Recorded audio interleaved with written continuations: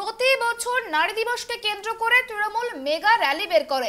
সেই র্যালিতে হাঁটেন মুখ্যমন্ত্রী মমতা বন্দ্যোপাধ্যায়ও, কিন্তু এই বছর হোলি পড়ে যাওয়ায় সেই র্যালি বাতিল করা হয়েছে এবং এর পরিবর্তে মহিলাদের বাড়ি বাড়ি যাবে তৃণমূল।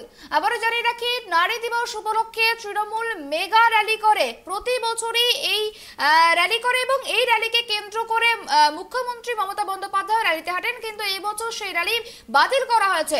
এই বিষয়ে চন্দ্রিমা ভট্টাচার্য কি জানিয়েছেন দেখুন। দুটি জেলা তারা সিদ্ধান্ত নিয়েছে যে এইটা করার সাথে সাথে তারা ধর্মতলায় একটা ছোট ডরিনা ক্রসিংয়ে মাইক বাজাবো না আমরা, কারণ যদিও 8 তারিখে কোনো নিয়মের বাধা নেই মাইক বাজাতে, কিন্তু তবুও পরীক্ষার্থীরা রয়েছে, তাদের কথা ভেবে মহিলা আমরা তাদের কথা ভেবে আমরা মাইক বাজাচ্ছি না।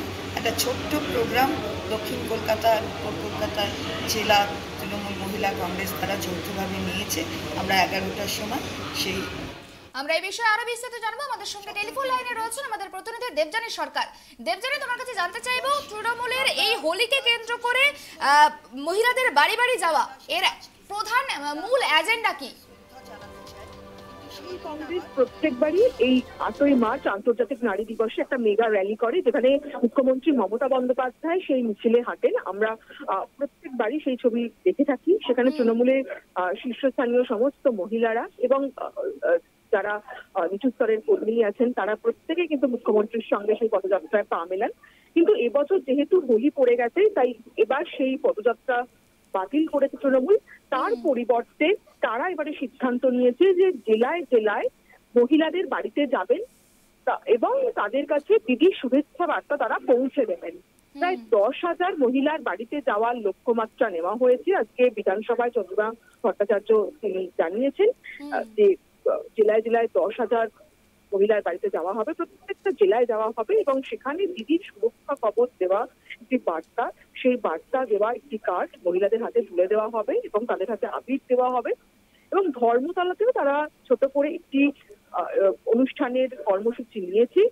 যেহেতু মাধ্যমিক পরীক্ষা এই পরীক্ষা চলছে এবং যেহেতু হোলির দিন রয়েছে পরীক্ষা, সেটা কিন্তু উচ্চ মাধ্যমিক পরীক্ষা এরপরে শুরু হবে, তাই কোনো রকম মাইক বাজানো হবে না। কিন্তু তারা মাইক না বাজিয়ে একটি অনুষ্ঠান করবে এবং এই রাজনৈতিক মহল মনে করছে যে তৃণমূল কংগ্রেসের যে